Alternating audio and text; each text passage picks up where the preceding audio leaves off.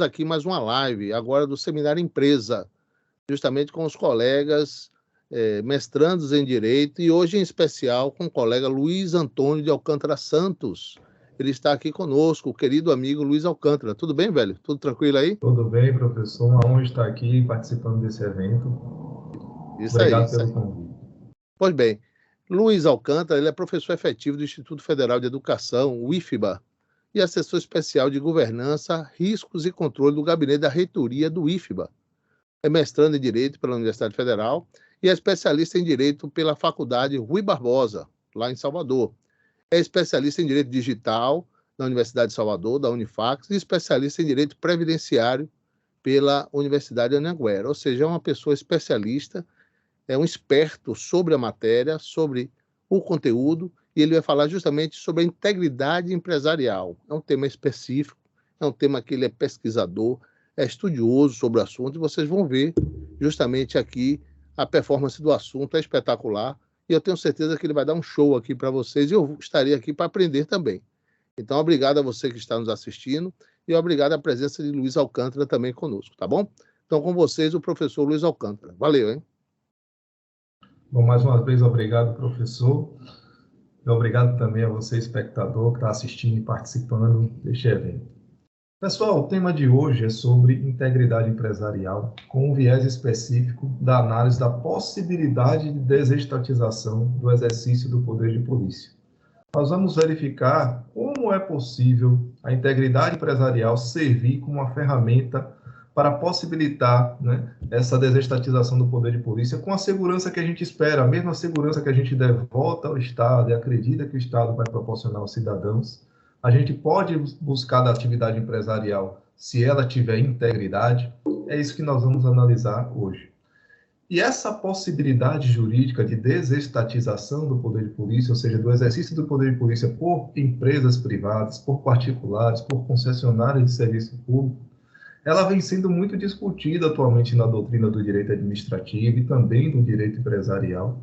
E há uma verdadeira disputa de entendimentos, porque, de um lado, a gente tem a visão tradicional de que é o Estado que tem essa prerrogativa de exercício do poder de polícia. Dentre os poderes do Estado, o que é mais enraizado na essência estatal, ou seja, aquele que seria mais exclusivo do Estado, seria justamente esse poder. E do outro lado, a gente tem uma visão, né, que clama pela eficiência da atuação administrativa, especialmente no Estado brasileiro, né, nós temos um país gigantesco com a máquina estatal, aí que se fraciona em esfera federal, municipal e estadual, que também é gigantesco. Nós temos proporções continentais, né, em termos de território, e é muito difícil administrar o Estado, e cada vez nós vemos um clamor social muito grande pela efetividade, né, pela eficiência dos serviços que são prestados à população e também da utilização do dinheiro público. E essa visão, esse clamor, tem conduzido a administração pública a adotar parcerias com empresas privadas, né? A gente vê, por exemplo, as PPPs, né, as parcerias público-privadas, que vem crescendo em relação à sua atuação quanto ao passado, essa nova possibilidade autorizada pela lei dessa parceria existir, né, para grandes empreendimentos, para grandes finalidades do Estado e de interesse público. Ela vem se consolidando e ganhando força, e nós podemos ver também como a desestatização pode ocorrer nesse contexto, né, de atender a uma maior eficiência do Estado. E o que é que se tem? De um lado, a gente tem a interpretação de que o texto constitucional ele não traz uma proibição, nem uma autorização expressa, e de fato ele não faz isso, quanto a essa desestatização do poder de polícia. Em nenhum momento o texto constitucional ele vai dizer que o poder de polícia ele deve ser de exercício exclusivo do Estado, dos seus agentes. Ele não vai dizer isso, nem vai dizer também o contrário.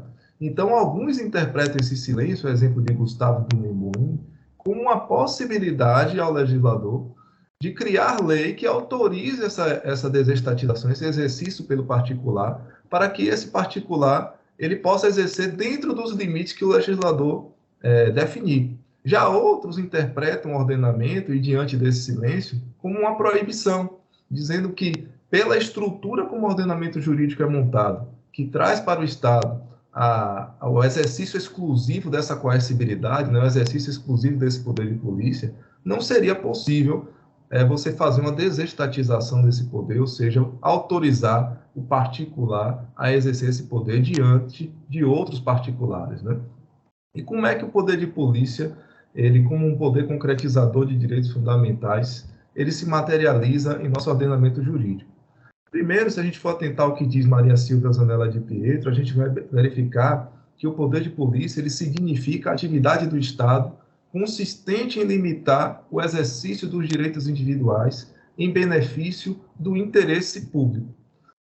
Que o poder de polícia limita direitos individuais, né, isso a gente já aprende desde a escola, lá, a graduação, então não é difícil da gente identificar isso na nossa prática. A questão é o que seria interesse público e o seu papel dentro deste conceito, né? Se a limitação, se o exercício desse poder de polícia, essa limitação de direitos particulares, ela vai se dar em prol de um interesse público, o que seria esse interesse público? Então, a questão exige uma análise desse conceito. Para Luiz Roberto Barroso, esse interesse público ele teria duas dimensões. Na verdade, ele vai chamar de interesse público primário e interesse público secundário. O interesse público primário seria aquele que é a razão de ser do próprio Estado, né? Sintetiza-se, como ele vai dizer, nos fins que cabe a ele promover, como a justiça, a segurança, o bem-estar social, e esses são interesses de toda a sociedade. Então, quando o Estado está promovendo ali medidas para possibilitar o acesso à saúde pública dos cidadãos, ele está promovendo o interesse público. Quando ele está promovendo a segurança, né, aparelhando ali os agentes públicos da segurança pública, ele está promovendo o interesse público. Ou seja, é todo um clamor social pela efetividade de direitos através dessa ação estatal. Já o segundo interesse público, que ele vai chamar de interesse público secundário, essa segunda dimensão, será o interesse, na verdade, do erário, o interesse da máquina pública, o que, na minha interpretação, na verdade, é uma projeção desse primeiro, porque você não pode chamar de interesse público o interesse do Estado. O interesse público é o interesse de toda a sociedade e não o interesse da máquina estatal. É óbvio que a máquina estatal ela precisa se movimentar, por exemplo, para a arrecadação de valores, né, através da instituição de tributos, para a manutenção de seu próprio aparelhamento, né, seus prédios públicos, a manutenção, o pagamento de seu pessoal, de seus servidores, porque senão ela deixa de existir e ela nunca vai conseguir concretizar o interesse público primário. Então, a gente pode perceber que o interesse público em nosso ordenamento ele é um só, e que esse segundo interesse público, o interesse público secundário, na verdade, seria uma consequência natural do primeiro, né? Ou seja, é o que o Estado precisa fazer para garantir o interesse público, que é o primário, né? Que é a concretização de interesses da sociedade como um todo. Mas a concretização de interesses da sociedade, na verdade, ela vai se materializar por força do nosso princípio da dignidade da pessoa humana, que é o núcleo axiológico do nosso ordenamento jurídico, como através da concretização de direitos fundamentais. Quando você presta, por exemplo, a saúde, serviços relacionados à saúde pública, a promoção dessa saúde, você está concretizando direitos individuais ali disponíveis do cidadão. Então, ele vai ter acesso a esse direito, né, e o Estado vai prestar de maneira não pessoalizada, porque há o princípio da impessoalidade, mas esse cidadão ele está se beneficiando diretamente e esse cidadão ele está concretizando um direito fundamental dele.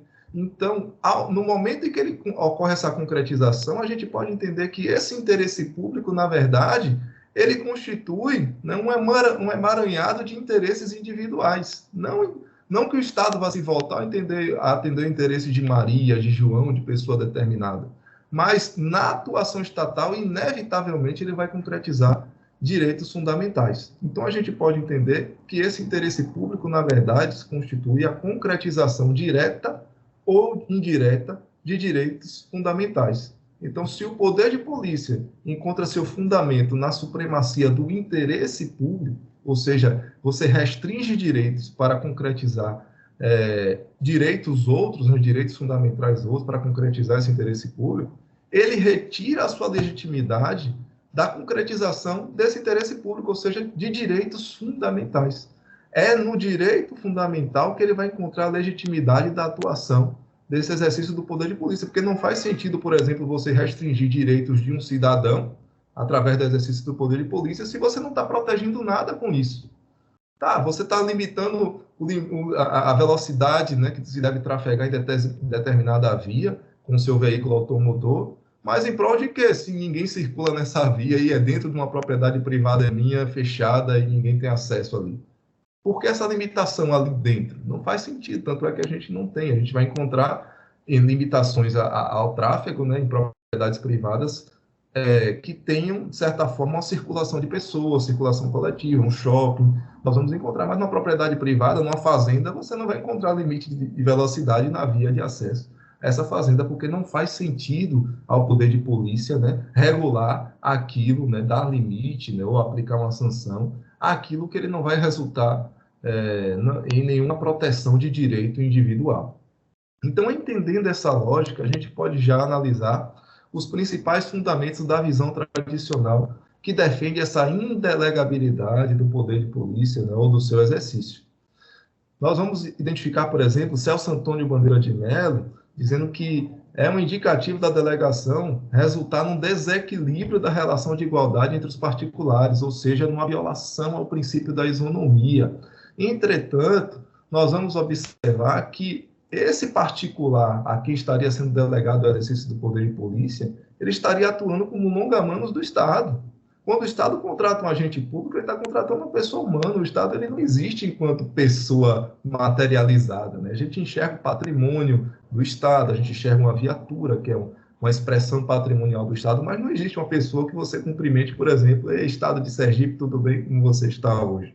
Então, é uma pessoa que está exercendo aquela representatividade ali. Então, de certa forma, a empresa vai atuar da mesma maneira. A empresa estaria atuando com uma representatividade desse Estado e não violando essa lógica de isonomia, porque ela estaria atuando nos limites que o próprio Estado estabelecer para a atuação dela. E como nós vamos ver mais à frente, nós temos situações já claras em que particulares, né, instituições públicas de direito privado, estão exercendo o poder de polícia em relação a particulares e ninguém está se incomodando com isso e isso não está afetando em nada a segurança jurídica dos cidadãos. Ô Luiz, eu não sei se eu já posso perguntar, porque, na verdade, me veio uma inquietação agora, né? Eu acho que também você que está nos assistindo também se perguntou quem é empresário, quem é empresária, quem é empreendedor, quem é empreendedora, que está acompanhando o nosso canal, que está assistindo agora essa live, com certeza percebeu que a intervenção empresarial é o poder estatal sobre a própria empresa, não é verdade? Sim. Então, esse policy power, ou seja, esse poder de polícia sobre a empresa, ele deve temer, o empresário deve temer, ou seja, o empresário deve estar atento a uma inspeção, a uma auditoria fiscal, ele deve estar atento ao manuseio dos seus carros da empresa, se estão em dia com as suas obrigações fiscais, com as suas obrigações tributárias, com as suas obrigações diante aos Detrans. Então, assim, como fica esse poder de polícia na prática para aquele que é empresário e empresário que está nos assistindo? Perfeitamente. O poder de polícia ele vai alcançar a atividade empresarial também, ele vai regulamentar, né, em muitas situações como essa atividade empresarial deve se dar, exceto as situações puramente comerciais, né, e de marketing ali, ainda assim você vai encontrar limites, por exemplo, a publicidade abusiva, né, a propaganda enganosa, mas ele vai atuar na atividade privada e o empresário ele precisa não necessariamente temer, mas prestar respeito a essa legislação, e qualquer empresa que hoje prime, né, pelo compliance, né, que tem um programa de compliance efetivo, que prime pela integridade da sua imagem, da sua instituição, ela vai querer concretizar em sua prática todo o respeito a todas as regras estabelecidas pelo Estado, a todas as normas jurídicas, né? Inclusive as normas internas, né, porque as empresas também têm regulamentos e códigos de conduta próprios que esmiuçam essa nossa legislação, dando diretivas mais claras para a atividade interna de seus agentes, justamente para evitar um desvio de conduta. Então, ela presta, assim, ela já é afetada por esse poder de polícia, e se ela viesse a exercer esse poder de polícia em relação a outros, ela estaria mais vinculada ainda, porque a proposta é justamente que tem uma lei que defina quais são os campos de atuação em que poderia se dar essa delegação do exercício do poder de polícia e a forma como isso ocorreria, ou seja, o Estado vai dar a cartilha, você só pode fazer isso dentro desses limites aqui, né? Então, esse poder de polícia estaria em relação a ela duplamente, né, digamos, dessa forma. Tranquilo. Obrigado, viu, Luiz? Olha, Ricardo Costa está perguntando aqui, Ricardo de Salvador está perguntando como é que fica justamente essa intervenção empresarial junto à pequena empresa, né? Me parece que ele quis provocar, se ele é empresário de uma empresa de pequeno porte, ele também deve estar atento a esse regramento, deve estar atento às regras de compliance, até porque essas regras de cumprimento, a gente às vezes percebe e parece que ela só é aceita ou só será cumprida pelas grandes e médias empresas. O que você podia explicar àquele que está nos acompanhando? Diga aí, Perfeito. Nos últimos anos, a gente tem falado muito do compliance, né, dessa cultura de integridade, e tem alcançado, inclusive, não só o âmbito privado, né, no qual o compliance ali, ele nasceu, teve a sua origem, mas alcançado a atividade do Estado. Né? A gente vê a OCDE, por exemplo, que é um organismo internacional, pregando muito que o Estado brasileiro se adeque a uma cultura de integridade pública. Em relação ao questionamento em específico, as empresas de pequeno porte também, né, seja elas, você vai encontrar aí as pequenas empresas, como ele utilizou a expressão genérica, você vai encontrar microempresa, empresa de pequeno porte, você vai até observar ali o microempreendedor individual com atividade de menor volume financeiro, né, dadas as limitações da legislação, a Eireli, né, que é o empreendedor individual também, de titularidade individual, a empresa, uma atividade empresarial, todas essas categorias você possa enquadrar como pequena empresa, uma pequena atividade empresarial, elas prestam respeito à legislação brasileira, elas prestam respeito a uma cultura de integridade. A cultura de integridade envolve o respeito, em primeiro plano, né, às normas estabelecidas pelo Estado, e no segundo plano, ali um plano paralelo, a ética, né, estabelecida em determinada sociedade. Então, quando você pode dizer que uma empresa é íntegra, do ponto de vista da cultura de integridade, ela tem um programa para regular a conduta humana de seus colaboradores para atender às normas, você só vai poder afirmar que ela é íntegra quando ela tiver realmente esse programa em funcionamento, quando ela tiver realmente funcionando para que essa garantia do cumprimento da lei seja efetiva. Porque uma empresa que fecha os olhos e que tanto faz para ela o cumprimento da lei, que a atividade empresarial e de seus colaboradores, ela não tem controle nenhum, não sofre nenhum tipo de controle, ela não pode se afirmar uma empresa íntegra, né? Aquilo que não se fiscaliza, não se tem certeza sobre a integridade. Eu acho que o que o Luiz tentou colocar é justamente isso, a necessidade de um acompanhamento, de orientação, seja jurídica, seja contábil, seja de pequena ou média ou grande empresa, é necessário, né? Até porque o empresário está envolto por toda aquela gama de conhecimento multidisciplinar. Ele não pode ser contador, empresário, marketing, jurídico, economista, tudo ao mesmo tempo, né? Então, assim, claro que no início ele engata aquele formato, mas ele precisa, à medida que ele vai avançando, ele precisa procurar especialistas para que ele tenha um apoio adequado. Eu acho que é mais ou menos isso que o Luiz colocou, eu acho que respondeu plenamente a indagação. Nós já estamos chegando ao final, viu, Luiz? E desde já eu queria agradecer a todos aqueles que estão nos acompanhando. Obrigado, viu, pela presença. Você é empresário, empreendedor, empreendedora, estudiosos do assunto, aqueles que gostam, são curiosos sobre esse assunto de empresa e essas nuances relativas à atividade econômica. O canal Via Jurídica é um dos canais que realmente atacam e projetam esse conhecimento. E Luiz Alcântara é um professor aí magnífico, aí veio colaborar com isso. Desde já eu queria agradecer, viu, Luiz, a sua presença, ter aceito o nosso convite.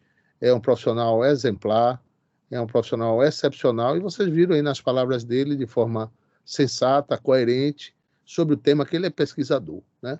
Mas assim, Luiz, você queria colocar mais alguma coisa? E com você também as palavras finais. Bom, os fundamentos trazidos, né, contra essa indelegabilidade, a gente vai observar que eles não se sustentam, por exemplo, a lógica de que o Estado, ele é um Estado 100% confiável, mais confiável que uma empresa. Se você observar, por exemplo, que a Controladoria Geral da União, nos últimos, de 2014 a 2021, identificou que no governo federal apenas, na esfera federal, quase 4.000 servidores foram demitidos, né, ou tiveram sua aposentadoria cassada no serviço público, ou seja, não é tão confiável assim, né? 4.000 infrações aplicadas é um número muito significativo para você identificar e falar de uma confiabilidade séria. Então, percebo que, de fato, a gente caminha para um novo modelo de sociedade, um novo modelo de Estado, e essa sociedade de risco que a gente vive, cheia de exigências diferenciadas, requer que um Estado, já que a Constituição não proíbe, ele adote meios em que essa atividade ela possa se dar de maneira cada vez mais eficiente. E sugere-se, né, que a integridade ela funcione como esse pilar, como a nova lei de licitação fez, né, colocando as contratações de grande vulto a um programa de integridade como uma exigência para essa empresa que vai ser contratada. Com certeza. Com certeza. Então é aqui que eu fico e agradeço ao professor Pedro Durão mais uma vez pelo convite e pela oportunidade. Luiz, querido amigo, muito obrigado a você que está nos assistindo, viu? Estamos à disposição. Se você tem mais algum questionamento, se você quer colocar aqui na descrição alguma dica de tema, alguma pergunta, seguimos à disposição de você. O conteúdo do canal Via Jurídica é justamente para facilitar, conhecer para vencer, ou seja, trazer conhecimentos, temas palpitantes para que você, empresário ou empresária, empreendedor ou empreendedora, conheça o assunto ou também aqueles que são curiosos possam tangenciar sobre essa área que é magnífica, tá bom? Luiz, um abraço forte, viu, mano? Então, a você também que está nos assistindo, também muito obrigado. Valeu? Até a próxima. Beleza, Luiz. Tchau, tchau. Tchau, tchau.